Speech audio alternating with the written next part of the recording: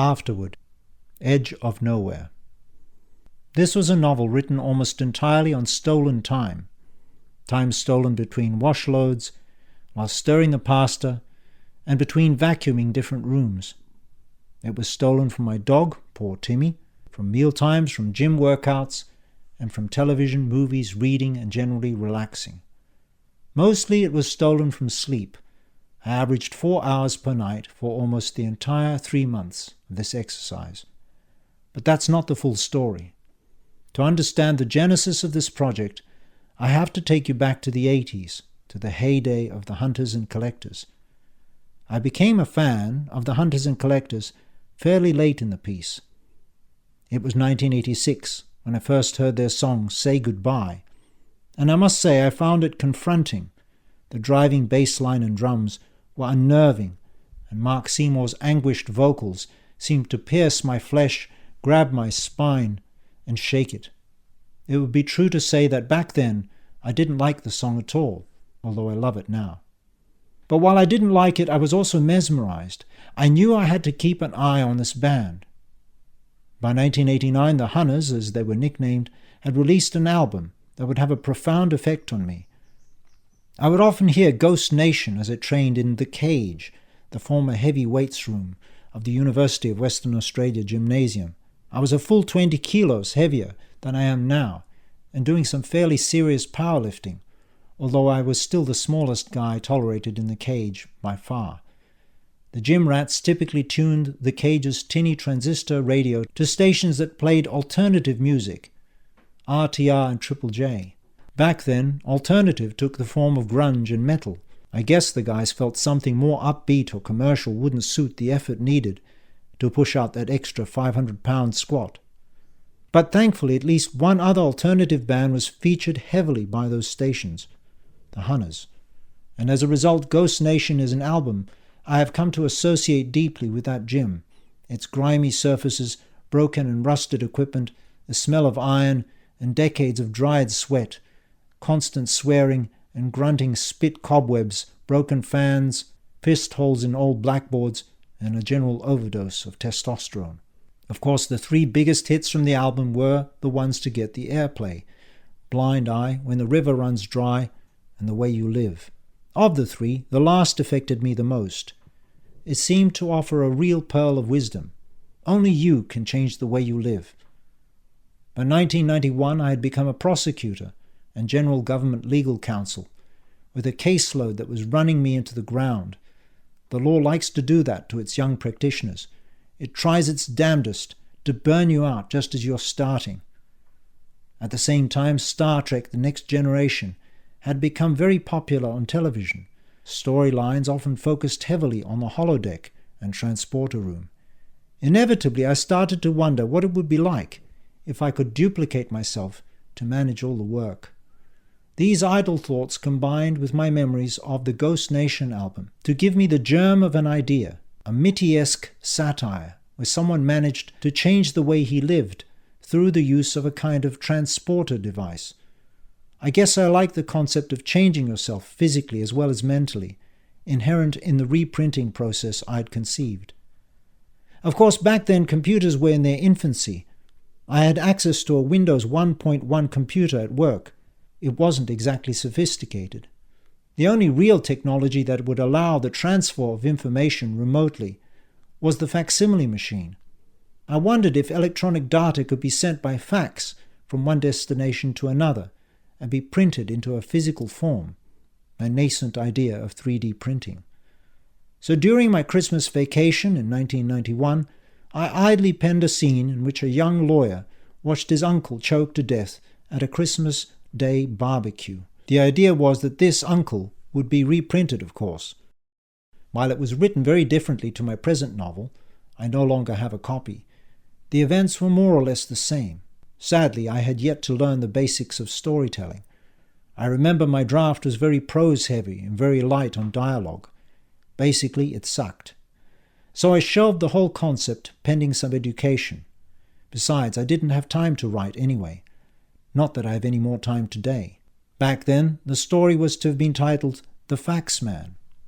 Fast forward to late 1999 and early 2000, and I was finishing my late-night school studies in sound engineering, and spending a lot of time with my brother-in-law Jed, who is a talented musician, though I hasten to add he is more like Frank than Czar, so don't be imagining that he is the model for the latter. I even mixed some of his music. Then I started experimenting with my own. Of course, the internet had well and truly arrived, and the old Faxman title was clearly stale, apart from being boring. So I started writing the story under its present title, The Mirror Image of Sound.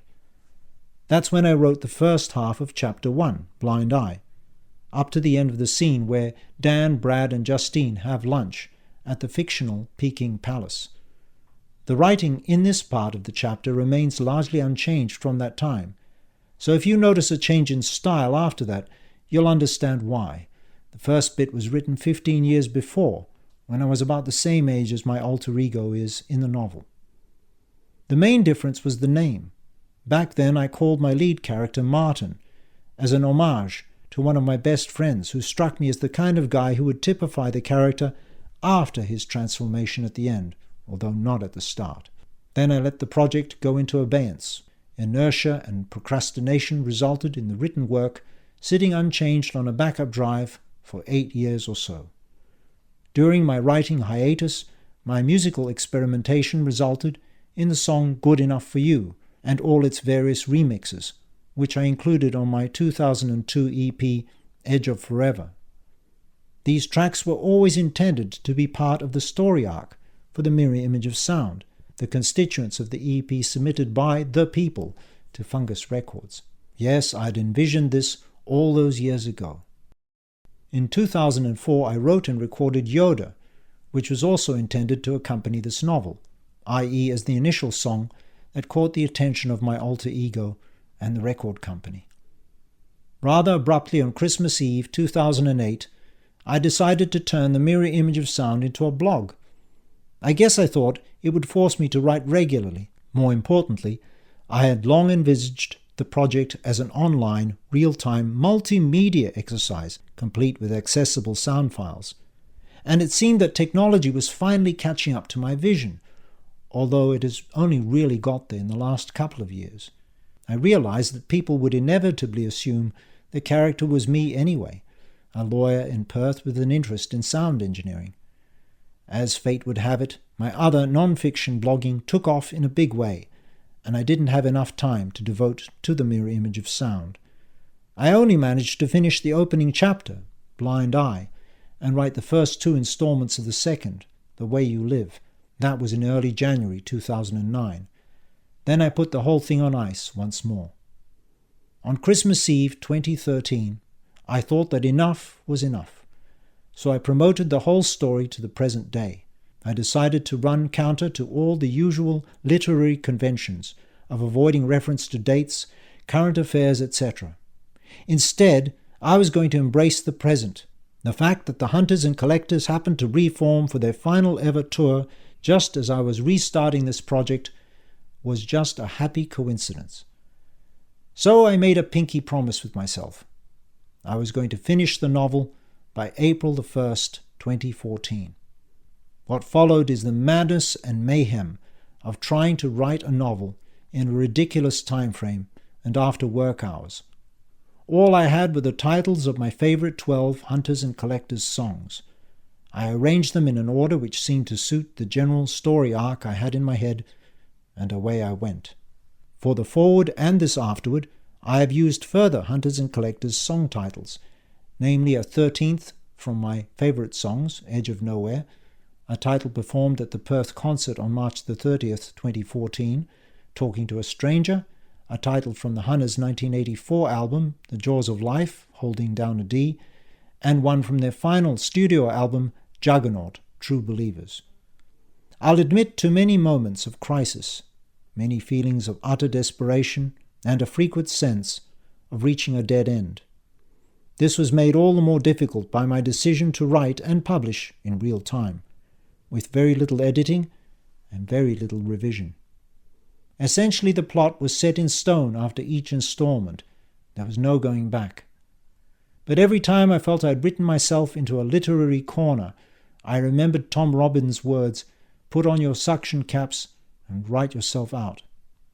So here I am, a novel of 140,000 words, written in 3 months, all of it written after hours on stolen time.